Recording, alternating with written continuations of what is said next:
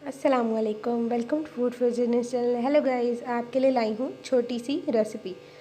ये है हमारे पास chicken corn soup, 1 egg and 3 glass of waters. तो चलिए सूप बनाते हैं।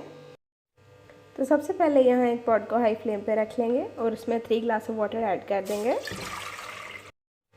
यहाँ हम कॉर्न सूप को ऐड कर देंगे। ये अच्छे से मिक्स हो गया है। अब हम इसको बॉयल आने देंगे। विस्क की हेल्प से अच्छे से मिक्स कर लेंगे ताकि लम्प्स ना रहें।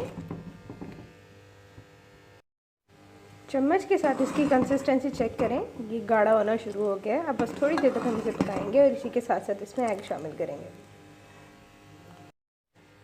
आफ्टर 3 मिनट्स देखिए अच्छे से पक गया है। अब हम इसमें एग शामिल कर देंगे। एग को मैंने यहाँ थोड़ा सा बीट कर लिया था। अब बारी है इसकी इसमें जाने की। तो यहाँ ये गया। Time to serve. ये बनकर रेडी हो गया। बहुत टेस्टी है, मस्ट ट्राई।